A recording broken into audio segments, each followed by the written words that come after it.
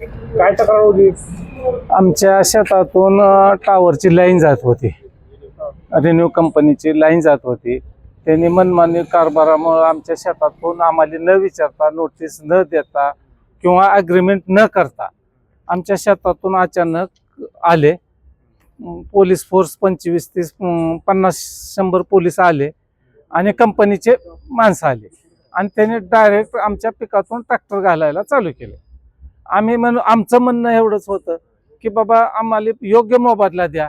मोबदला आमच्या खात्यावर जमा झाल्यानंतर पुन्हा तुम्ही आमच्या शेतातून ट्रॅक्टर घाला किंवा आमची ॲग्रीमेंट सही झालेली असेल आणि सही झाली ना आम्ही अमान्य केली, पुन्हा नंतर आम्ही मान्य करून पुन्हा अमान्य केली तर आमच्या शेतातून किंवा आम्हाला अटक करा, काय करायचं ते करा. पण आमच्या पूर्ण शेतकऱ्याचं एवढंच म्हणणं होतं की आधी आम्हाला ॲग्रीमेंट द्या, नोटीस द्या. नोटीस आम्हाला मान्य झाल्यानंतर पुन्हा मग आमच्या सह्या घ्या, जी रेट ठरेल ते आम्हाला पूर्ण पेमेंट द्या, आमच्या खात्यावर करा आणि पुन्हा काम चालू करा. बरं आता सध्या काय आहे, पावसाळा दिवस आहे, पाऊस पडलेला आहे आणि त्यांनी ट्रॅक्टर घातलं तर 2-2, 3-3 फूट खड्डे होते.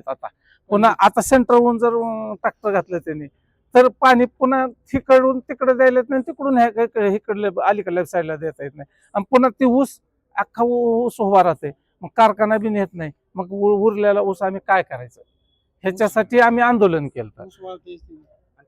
ऊसाचं बी नुकसान म्हणजे 1 वर्षाचं द्यायला लागले. कोण आलं होतं, काय चर्चा झाली?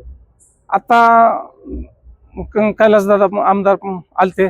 आमच्या मागण्या त्यांनी रास्त घेऊन कलेक्टर साहेबांची आणि SP साहेबांची चर्चा त्यांनी घडवली आणि आम्हाला सांगितले की जास्तीत जास्त मोबदला मिळवून देण्यासाठी त्यांनी प्रयत्न केले आणि कलेक्टरनं सांगितले की जर तुम्हाला आता नोटीस देईल ह्या रेटची किंवा कुठली, जर तुम्हाला मान्य नसेल तर आमच्याकडे अपील करा. तुम्हाला आमचा मान्य जर निर्णय नसेल तर पुन्हा कृषी अधिकाऱ्याचे जी कॉम्पेन्सेशन ते रेट आहे ते जर तुम्हाला मान्य असेल तर सिव्हिल कोर्टात जाऊ आपण आणि जास्तीत जास्त फायदा करून देण्यासाठी दादाने आम्हाला सपोर्ट केला.